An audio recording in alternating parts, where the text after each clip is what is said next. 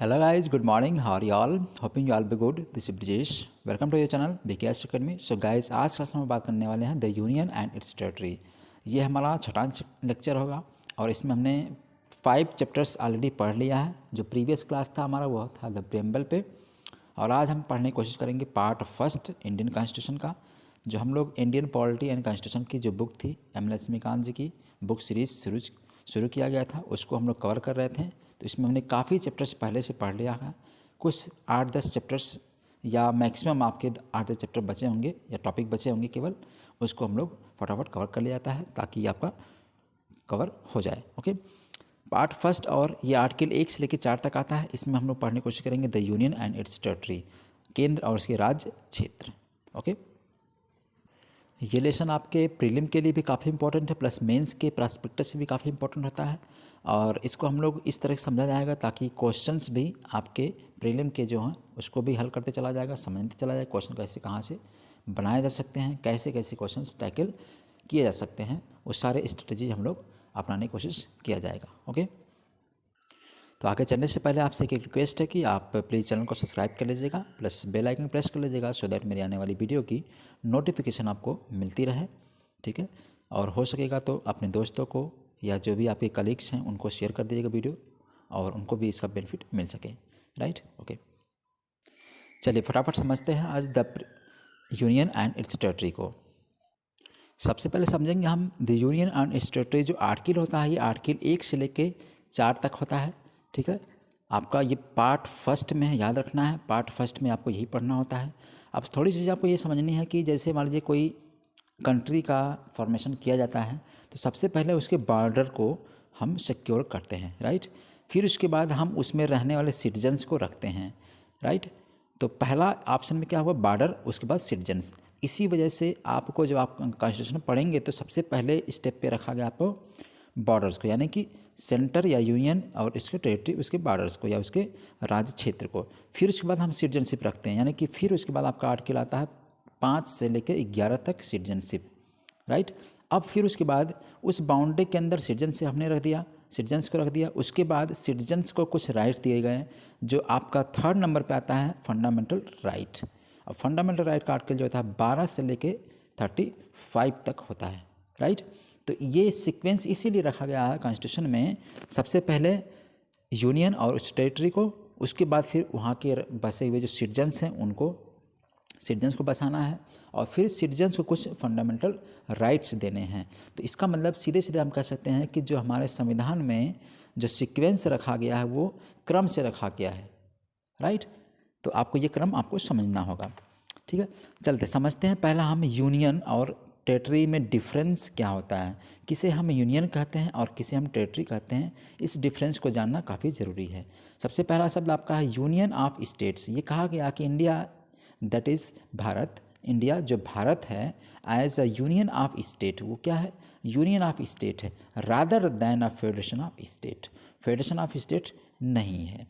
इसका मतलब federation of state USA है। अब देखिए, यूनियन ऑफ स्टेट और फेडरेशन ऑफ स्टेट का मतलब क्या है, डिफरेंस दोनों में क्या है, इतना समझिए। यूनियन ऑफ स्टेट का मतलब हमारे यहाँ जो सिस्टम है इंडिया में, हम पहले हमारा देश आज़ाद हुआ, उसके बाद उसके अंदर के जो स्टेट थे इन्होंने इनमें मर्ज हो गए या इस इंडिया में शामिल हो गए। राइट, लेकिन अमेरिका में क्या है, अमेरिका में पहले सब स्टेट्स जो थे वो आज़ाद हो गए। ठीक है, उनको फ्रीडम मिल गई। इसके बाद फिर इन सब स्टेट्स को मर्ज किया गया, या कह सकते हैं इनको यूनाइट किया गया, इसीलिए उसको हम फेडरेशन ऑफ स्टेट कहते हैं। लेकिन इंडिया में ऐसा नहीं, यहाँ हमारे स्टेट्स जो हैं वो चाहे तो फ्री नहीं हो सकते यूनियन से, लेकिन अमेरिका में स्टेट चाहें तो यूनियन से फ्री हो सकते हैं। ठीक है, वे सब एक दूसरे से कैसे जुड़े हैं, कानून, या कह सकते हैं हम रेफरेंडम से एक दूसरे से जुड़े हुए हैं सब के सब।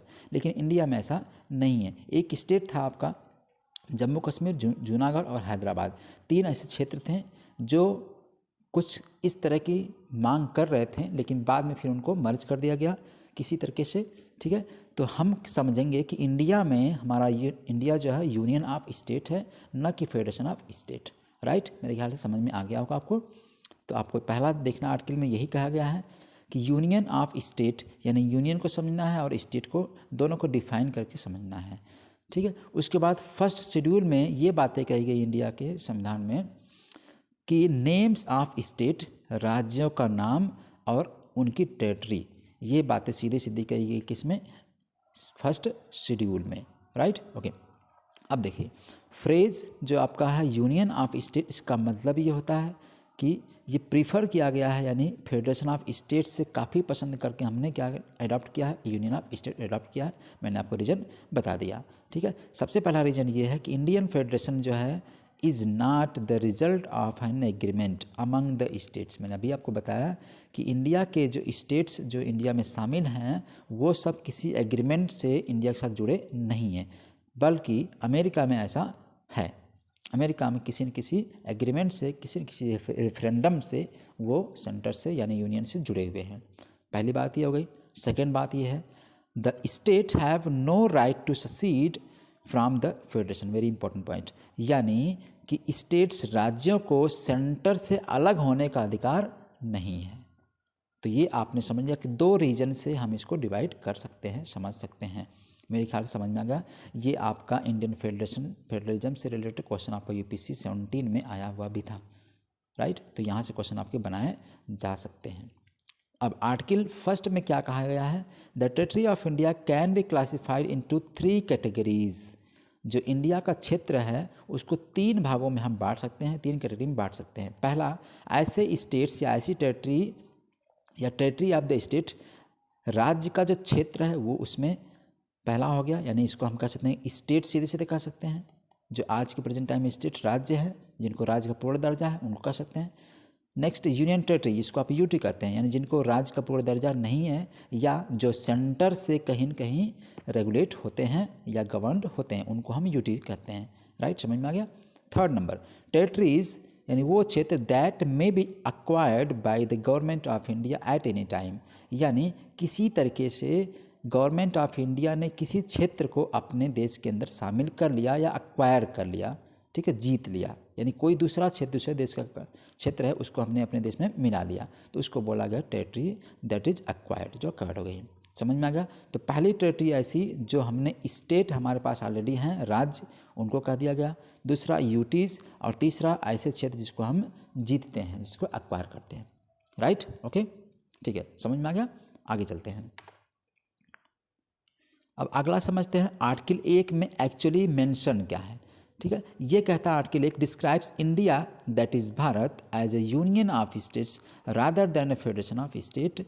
This provision deals with the 2 things, पहला name of the country and the second is type of the polity, यानी राष्ट्र का नाम, ठीक है, राष्ट्र का नाम, देश का नाम और उसकी राज्य व्यवस्था को डिफाइन करता है आर्टिकल 1। समझ में आ गया, ठीक है। ओके, नेक्स्ट आर्टिकल 2 क्या बात करता है, ये it grants 2 powers to the parliament, यानी आर्टिकल 2 जो है ये पार्लियामेंट को पावर देता है, 2 पावर देता है स्पेशली।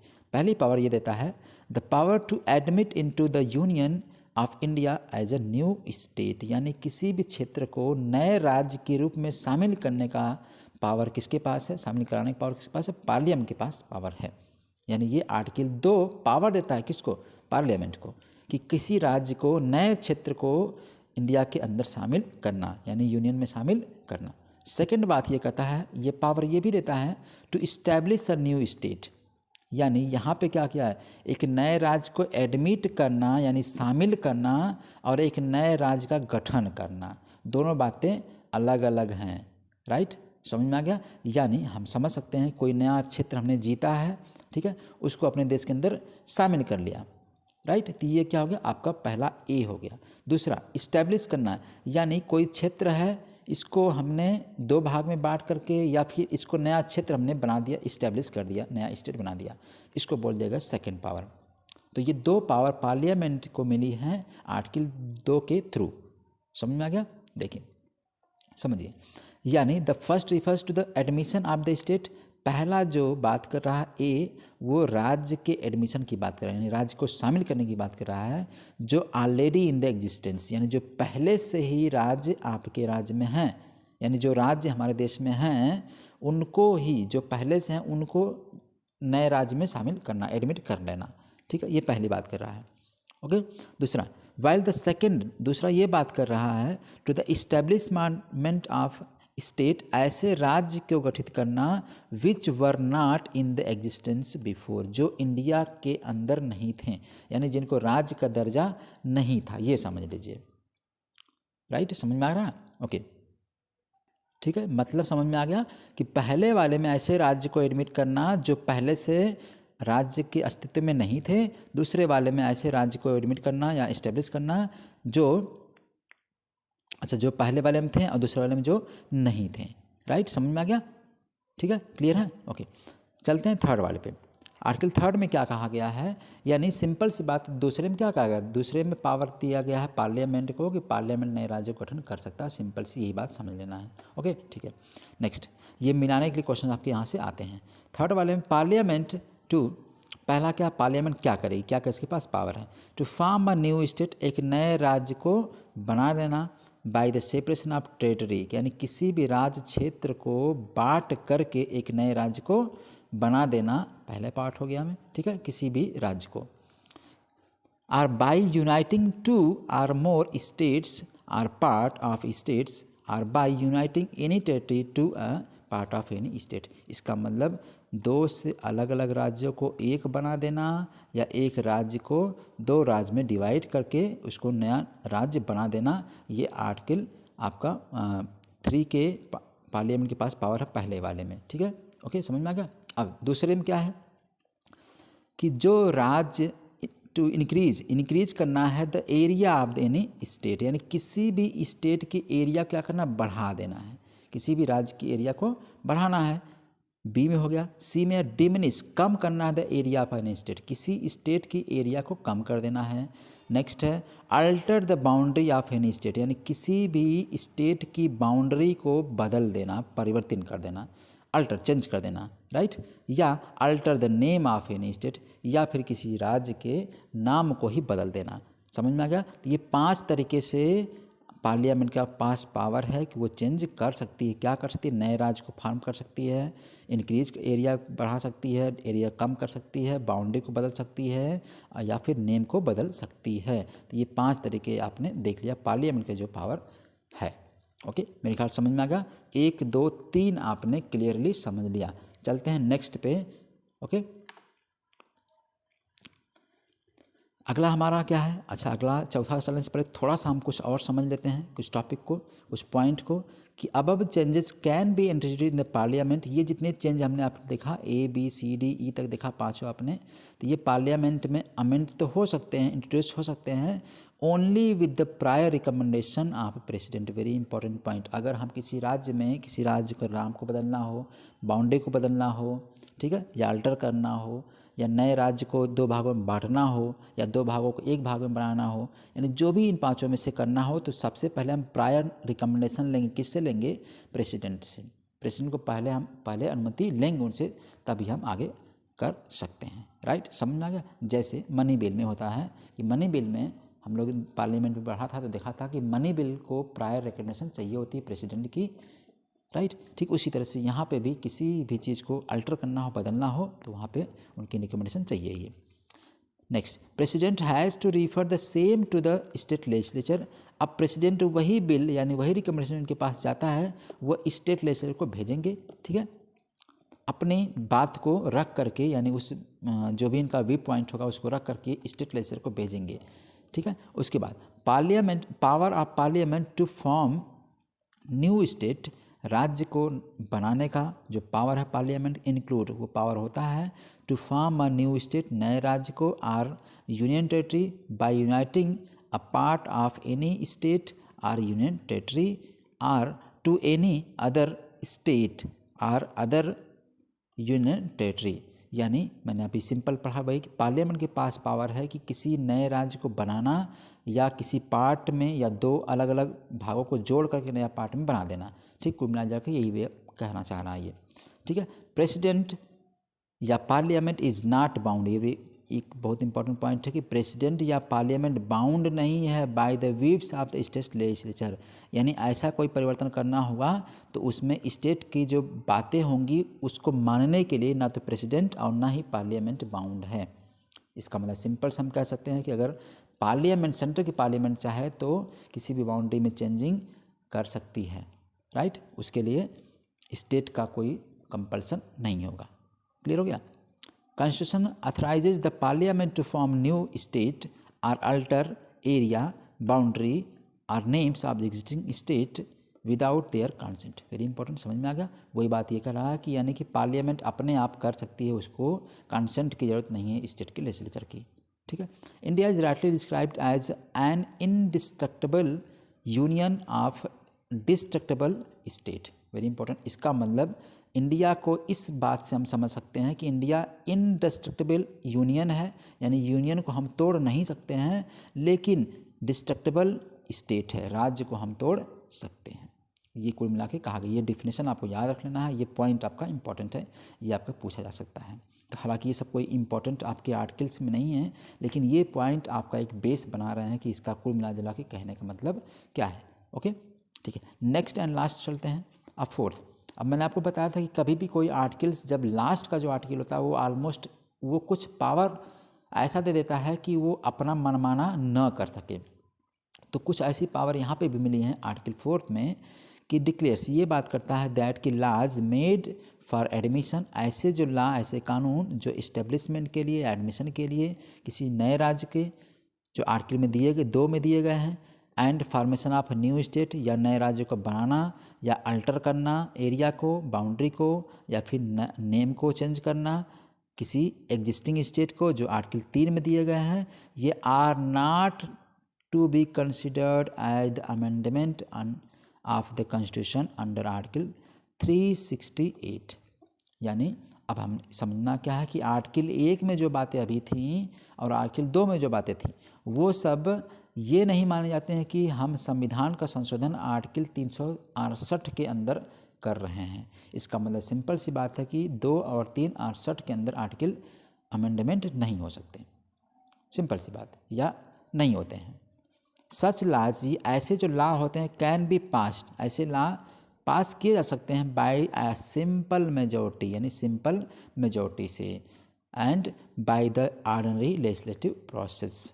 सिंपल सी बात हो गया। इसका मतलब आपको ये समझना है कि जो अमेंडमेंट वाले ऐसे, यानी आर्टिकल 2 और 3 जो भी चीज़ें हम कर रहे हैं चेंज के रूप में, वो आर्टिकल 368 के थ्रू नहीं होंगे, बल्कि हम सिंपल मेजॉरिटी से उनको कर सकते हैं। अब आपको समझना है कि आर्टिकल 368 जो होता है ये स्पेशल मेजॉरिटी से होता है अमेंडमेंट कोई, इसी वजह से ये कहा गया है। बस इतना ही आपको समझ लेना है। ओके, ठीक है, मेरे ख्याल समझ में आ गया होगा आपको चौथे में क्या कहा गया है।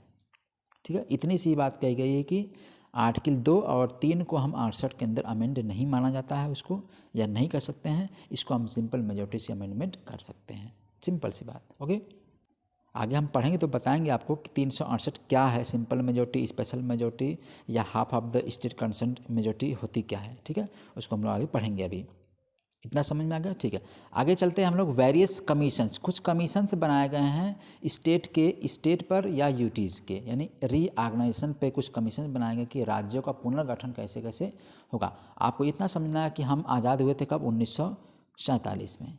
ठीक है, इसके बाद कुछ राज्य तो ऑलरेडी, कुछ प्रिंसली स्टेट्स, कुछ राज्य ऑलरेडी इसी में जुड़ गए थे इसी समय में, कुछ 50-51 में जुड़े हैं। ठीक है, और कुछ जा कर के हम जब रीऑर्गेनाइजेशन एक्ट लाते हैं, कानून बनाते हैं कि राज्यों को जोड़ना है, ठीक है, जो राज्य नहीं चाह रहे थे, तो 1956 में सबसे एक स्ट्रांग एक्ट बनता है reorganisation act, state reorganisation act, यानी राज्य पुनर्गठन आयोग बनता है 56 में। ये सबसे स्ट्रांग होता है, और इसी से हम समझेंगे कि किस किस कमीशन के रिकमेंडेशन पे ऐसे आयोग बनाए गए हैं, तो उसको हम लोग समझने की कोशिश करते हैं। तो पहला आयोग जो बनाया था वो धर कमीशन था। धर कमीशन क्या था, ये जो बनाया गया था राज्य की रीऑर्गेनाइजेशन ऑफ द स्टेट्स के बारे में। ठीक है, राज्य को पुनर्गठित करने के लिए बनाया गया था। किस बेस पे था ये एक्चुअल में लिंग्विस्टिक बेस पे था। अकॉर्डिंग, ठीक है, इन जून 1948 में इसको बनाया गया था। गवर्नमेंट ऑफ इंडिया ने अपॉइंट किया था, लिंग्विस्टिक प्रोविंस कमीशन अपॉइंट किया था। किसके चेयरमैनशिप के अंदर में, एस.के. धर साहब के अंडर में एक कमेटी बनाई जाती है, धर कमेटी। किस लिए बनाई जाती है, कब बनाई जाती है, जून 1948 को याद रखना है आपको। है किस बेस पे थी ये, लिंग्विस्टिक बेस पे थी। ठीक है, और ये धर कमेटी के चेयरमैनशिप में थी। समझ में आ गया, यानी धर साहब के चेयरमैनशिप में थी। ओके, कमीशन अपनी रिपोर्ट सबमिट करता है कब? दिसंबर 1948 में। जून में बनाई जाती है, दिसंबर में इन्होंने अपनी रिपोर्ट सबमिट की और उस रिपोर्ट में ये रिकमेंडेशन किया गया था कि राज्यों का जो पुनर्गठन होगा will be on the base of administrative, ये कहा गया कि प्रशासनिक आधार पे इनका रीऑर्गेनाइजेशन किया जाएगा। किसका? राज्यों का, ठीक है, रादर दैन लिंग्विस्टिक फैक्टर, मतलब भाषाई आधार पर नहीं बल्कि प्रशासनिक आधार पर राज्यों का पुनर्गठन होगा।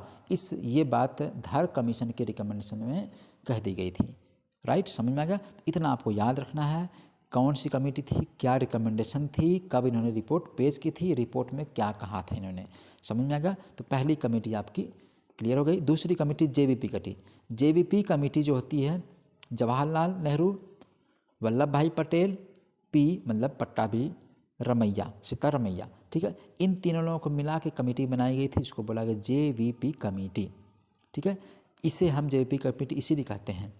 इन्होंने इस कमेटी जो बनाई जाती है दिसंबर 1948, यानी जैसे ही ये कमेटी अपनी रिपोर्ट सबमिट करती धर कमेटी, तो उस कुछ कमेटी में या उस रिपोर्ट में कुछ कमियां थीं, तो फिर एक नई कमेटी बनाई जाती है, जिसमें हम देखते हैं कि कमेटी 48 में ही बनती ये भी कमेटी, और इसने अपनी रिपोर्ट को सबमिट किया कब? अप्रैल 1948 में इन्होंने अपनी रिपोर्ट को सबमिट की, ठीक है। एंड फिर भी इस रिपोर्ट को जो रिजेक्ट कर दिया गया था लैंग्वेज बेस पर, जो हमने देखा था कि अभी इन्होंने पिछले वाले धर कमेटी में लैंग्वेज बेस को, लिंग्विस्टिक फैक्टर को रिजेक्ट कर दिया गया था, इन्होंने क्या किया, इसको अपना बेस मान लिया। जेवीपी कमेटी ने मान लिया कि भाई ठीक है, कोई बात नहीं है, मतलब लैंग्वेज को मान लिया जाए। तो पहले तो इन्होंने रिजेक्ट किया, फिर बाद में इन्होंने रीऑर्गेनाइजेशन ऑफ स्टेट को वही बेस मान लिया। समझ में आ गया? ओके। दूसरा, हाउएवर फिर भी अक्टूबर में 1953 में the government of India was forced to create first linguistic state, यानी 1953 में, अक्टूबर 1953 में पहला राज्य बन जाता है भाषाई आधार पे, जो जाना जाता है किस नाम से? आंध्र प्रदेश के नाम से जाना जाता है। राइट, इसको आंध्रा को अलग करके किससे बनाया गया था? इसमें दो भाषा बोलने वाले लोग थे, एक तेलुगु थे जो मद्रास में थे, मतलब तेलुगु लोगों को मद्रास बोलने वाले स्पीकिंग लोगों से अलग करके बनाया गया था। इसका मतलब मद्रास बोलने वाले भाषाओं से अलग करके तेलुगु को आंध्र प्रदेश बना दिया गया। राइट, समझ में आ गया। ये किस कमेटी में हुआ था? जेवीपी कमेटी में हुआ था। क्यों हुआ था? इसमें एक साहब थे, बहुत जिद कर लेते हैं, अब उनका नाम आपको कमेंट बॉक्स में बताना है कौन थे, ठीक है। जिद कर लेते हैं, इसीलिए उनकी जिद की वजह से उनकी बात मान करके लिंग्विस्टिक बेस पे पहला राज्य आंध्र प्रदेश 1953 में बनाया जाता है। Right, okay. उसके बाद बाकी सारे अब राज्य जो बनेंगे वो सब आपके भाषा के आधार पे नहीं होंगे, ठीक है। यहाँ तक समझ में आ गया। अब हम आगे चलते हैं थोड़ा सा, और कौन कमेटियाँ बची हैं। एक और कमेटी बची है फजल अली कमेटी, वेरी इंपॉर्टेंट। उसके बाद एक नई कमेटी बनती है दिसंबर में 1953 में, जब वो रिपोर्ट पेश आती है, यानी पहला राज्य बनता है भाषा के आधार पे, तो एक कमेटी बनती है फजल अली कमेटी, ठीक है। ये 3 मेंबर कमेटी थी, 3 मेंबर इसमें कमेटी में थे, ठीक है। इसके चेयरमैन कौन थे? फजल अली साहब थे, इन्हीं के नाम से थी। इसके 2 मेंबर और थे, KM पनिकर थे और HN कंजरू साहब थे। ये तीनों लोग मिलकर के कमेटी बनाए थे, इसका नाम था फजल अली कमेटी, ठीक है। इसने अपनी रिपोर्ट सितंबर 1955 में पेश की, और इसमें ब्रॉडली एक बड़े लेवल पे लैंग्वेज बेस को मान लिया गया कि लैंग्वेज बेस पे ही राज्य का पुनर्गठन किया जाएगा, ठीक है। लेकिन इन्होंने इस बात को रिजेक्ट कर दिया कि 1 state is equal to 1 language, या 1 language is equal to 1 state नहीं होंगे, यानी एक राज्य केवल एक भाषा को लेके करेंगे तो इस तरह से हज़ारों भाषाएं हैं तो हज़ारों राज्य बन जाएंगे। इसी वजह से इस बात को इन्होंने रिजेक्ट कर दिया कि नहीं ऐसा, ठीक है, हम भाषा को मान रहे हैं कि भाषा के आधार पर राज्य बने, कोई दिक्कत नहीं है, लेकिन आप ये कहिए कि एक भाषा एक राज्य हो तो ऐसा पॉसिबल नहीं हो पाएगा। बहुत सारे राज्य, यानी बहुत ज़्यादा डाइवर्सिटी इंडिया में हो जाएगी, इसी वजह से इस बात को रिजेक्ट कर दिया जाता है। फिलहाल कमीशन सजेस्ट करता है कि 4 फोल्ड क्लासिफिकेशन को, राज्य की, टेरिटरी और स्टेट को, इसको भी इन्होंने क्या कर दिया? रिजेक्ट कर दिया, यानी अबॉलिश कर दिया। इसका मतलब सिंपल सी बात, इसमें ब्रॉडली एक्सेप्ट कर दिया गया कि भाषा के आधार पर राज्य का पुनर्गठन किया जाएगा, लेकिन वन लैंग्वेज वन स्टेट के इक्वल टू नहीं होगा। ओके, ठीक है, समझ में आ गया। तो अभी आपने 3 कमेटी पढ़ा, फजल अली कमेटी, जेवीपी कमेटी और धर कमेटी। तीनों कमेटी में क्या क्या रिपोर्ट थी आपने देख लिया, पढ़ लिया, समझ लिया। अब हम थोड़ा सा आगे चलने की कोशिश करते हैं, समझते हैं। स्टेट रीऑर्गेनाइजेशन जो एक्ट आता है 1956 में, ठीक है, इसमें कुल 14 स्टेट्स क्या होते हैं, रीऑर्गेनाइज किए जाते हैं। जिसमें कौन कौन से स्टेट हैं याद रखना आपको। आंध्र प्रदेश है पहला बनता है ये, आसाम, बिहार, बॉम्बे, जम्मू कश्मीर, केरला, मध्य प्रदेश, मद्रास, मैसूर, ठीक है, उड़ीसा, पंजाब, राजस्थान, उत्तर प्रदेश एंड बंगाल। तो आप देखेंगे इन 14 स्टेट्स जो हैं ये सब पहले ही 56 में क्या हो चुके हैं, रिकॉग्नाइज हो चुके हैं, जिसमें यूपी आपका है। ठीक है, ये क्वेश्चन यहाँ से आया हुआ था, इसमें कौन कौन से हुए हैं। फिर उसके बाद 6 यूटीज़ भी उसमें होते हैं 56 में ही। कौन कौन सी यूटीज़, अंडमान निकोबार, दिल्ली, ठीक है, हिमाचल प्रदेश, लक्काद्वीप जिसको लक्षद्वीप आप कहते हैं, मिनिकॉय, अमीन देवी आइलैंड, मणिपुर और त्रिपुरा। ये 6 आपके यूनियन टेरिटरी उसी समय बन चुके थे, रिकॉग्नाइज हो चुके थे। समझ में आ गया, यानी 6 ये और 4 ये, कुल मिला के 20 स्टेट्स उसी समय बन चुके थे। ओके, ठीक है। अब इसके बाद यानी 56 के बाद जो स्टेट्स बनाए जाते हैं उनको देख लीजिए क्या क्या थे, उनको नाम देखिए। पहला केरला, केरला जो था बनाया गया था उसमें त्रावणकोर, कोचीन और साउथ कैनरा तीनों को मिला करके बनाए गए थे। क्या, केरला बनाए गए थे। ठीक है, केरला बना था। किन किन क्षेत्रों को मिला के बनाया गया था आपको याद रखना है, त्रावणकोर को, कोचीन को और साउथ कैनरा को। आंध्र प्रदेश मिलकर बना है आंध्रा से और हैदराबाद से बना था। ठीक है, 56 में, 56 के बाद में। ठीक है, ये सब 56 के पहले थे और ये 56 के बाद हैं। तो आपको देखना मध्य प्रदेश, मध्य भारत और विंध्यन या भोपाल, इन सब क्षेत्रों को मिला के मध्य प्रदेश बना। फिर न्यू यूटीज, नई यूटी बनी, जैसे एक बन गया आपका कौन सा, लक्काद्वीप यानी लक्षद्वीप से कहते हैं, मिनिकॉय उसी का पार्ट है ये, अमीन देवी आइलैंड। ठीक है, इनको मद्रास वाले एरिया से डिटैच करके बना दिया गया स्टेट से, इन सब क्षेत्रों को, नए यूटीज को। राइट, समझ में आ गया। तो आपको देखना है कि ये ऐसे स्टेट्स हैं या टेरिटरीज हैं जो 56 के बाद बनी हैं, ये सब क्लियर है, कोई दिक्कत, समझ में आ गया। ओके, अब थोड़ा सा आगे चलते हैं। अब 56 के बाद आपका 60 में कौन कौन से राज्य बने हैं देखिए, महाराष्ट्र और गुजरात अलग करके बनाया गया। ठीक है, 60 में अलग दोनों हो गए, महाराष्ट्र और गुजरात अलग हो गए। कब हुए अलग, 1960 में हुए, याद रखना डेट। 1961 में दादरा नगर हवेली, ठीक है, 10th संविधान संशोधन से के थ्रू इसको बनाया गया, दादरा नगर हवेली को यूटी बनाया गया। ठीक है, ये यूटी आज भी यूटी है। ठीक है, 62 में गोवा, दमन दीव, ये 12th कॉन्स्टिट्यूशन अमेंडमेंट के थ्रू बनाए गए हैं। फ्रेंच हैंडओवर कर दिया पुडुचेरी को, और ये किसके थ्रू होता है, 14 संविधान संशोधन के थ्रू, 14th अमेंडमेंट के थ्रू इसको फ्रेंच ने हैंडओवर करके पुडुचेरी इंडिया को दे के चला गया। ठीक है, ओके। फिर इसके बाद 1963 में नागालैंड, 1966 में हरियाणा, 1971 में हिमाचल प्रदेश, 1974 में सिक्किम जो 36वां राज्य बना है। ठीक है, ये फुल फ्लेज्ड का दर्जा इससे मिला है, यानी कि इसके पहले ये फुल फ्लेज्ड का दर्जा नहीं था, यानी पूर्ण राज्य नहीं था। 36वें अमेंडमेंट के थ्रू इसको फुल फ्लेज्ड का दर्जा दिया गया है। कब, 1974 में।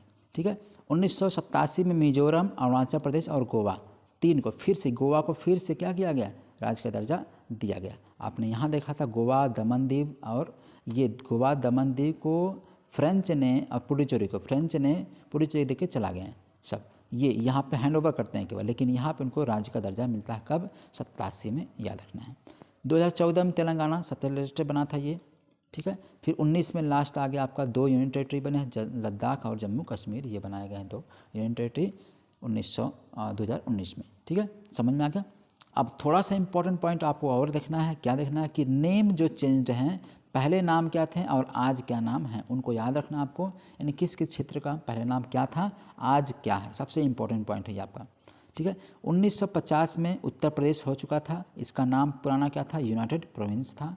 मद्रास जो है ये पुराना नाम था, इसका नया नाम क्या है, तमिलनाडु, यानी आज जो तमिलनाडु 1969 में है, इसका पुराना नाम क्या था, मद्रास था। ठीक है, कर्नाटका जो आज 1973 में आज़ाद यूनियन टेरिटरी इसका दर्जा मिला है स्टेट का, वो इसका नाम क्या था पहले, मैसूर, यानी कि कह सकते हैं कि 1973 1970 के पहले कर्नाटका को मैसूर कहते थे, तमिलनाडु को मद्रास कहते थे 69 में। 1950 के पहले इसी को हम बोलते थे यूनाइटेड प्रोविंस बोलते थे यूपी को, ठीक है। फिर उसके बाद लक्काद्वीप, मिनिकॉय, अमीन द्वीप आइलैंड, इन तीनों को मिला करके लक्षद्वीप कहा जाता है आज, यानी 1973 के पहले हम इसको लक्काद्वीप के नाम से जानते थे। दिल्ली को हम कैपिटल बनाए गए हैं, यानी इसे हमने कैपिटल बनाया कब, किस संविधान संशोधन से, 1991 में 69 संविधान संशोधन से इसको कैपिटल का दर्जा दिया गया है दिल्ली को, ठीक है, समझ में आ गया, ओके। एक चीज़ और, उत्तरांचल, उत्तरांचल उत्तराखंड का पुराना नाम है, अब 2006 के बाद इसको क्या कर दिया गया, उत्तराखंड कहा जाता है, इस 6 के पहले हम इसको उत्तरांचल कहते थे, राइट, समझ में आ गया। अगला पौंडीचेरी, जो पहले पुडुचेरी मतलब पहले पौंडीचेरी था, आज क्या हो गया, पुडुचेरी हो गया है। कब से, ये भी 2006 से ही, 2006 से हम इसको पुडुचेरी कहते हैं, इसके पहले हम पौंडीचेरी कहते थे, अब ऑफिशियली इनका नाम पुडुचेरी हो गया। समझ में आ रहा नहीं सब, ओके। उड़ीसा, उड़ीसा पहले था ओडिशा, उड़ीसा आज हो गया है उड़ीसा, ओडिशा हो गया, ठीक है, 2011 से, पहले उड़ीसा था, समझ में आ गया। ये नाम थोड़ा सा चेंज था पहले में। अब करंटली आपको याद रखना है कि कुल टोटल कितने स्टेट हैं, 28 स्टेट हैं और 8 यूटीज़ हैं, ठीक है, 2 यूटीज़ यहाँ बढ़ गई इसलिए 8 हो गई हैं, प्लस 2 आपको याद रखना है, दमन दीव, दादर नगर हवेली, इन दोनों को मिला करके एक कर दिया गया है, इसी वजह से वो दोनों यूटी कम हो गई हैं, इसलिए आपका 8 यूटीज हो गई और 28 स्टेट हो गए प्रेजेंट टाइम में, आज के समय में, ठीक है, ओके। मेरे ख्याल समझ में आ गया इतना, ठीक है। इतनी चीज़ें आपने पढ़ ली, समझ ली, इस वाले लेक्चर में, इस वाले क्लास में आपको मेरे ख्याल से पूरी आइडिया हो गया होगा, और कोई डाउट होगा तो कमेंट बॉक्स में बताइएगा। प्लस इसका पीडीएफ चाहिए होगा तो फटाफट आप जाइए टेलीग्राम ग्रुप में और वहाँ से इसकी पीडीएफ ले लीजिएगा, ठीक है। पीडीएफ लेके एक बार पढ़ लेंगे, रीडिंग कर लेंगे तो सारी चीज़ें क्लियर हो जाएंगी। एक बार पढ़ना आपको ज़रूरी है, ठीक है, पढ़ के करेंगे तो क्लियर होगा।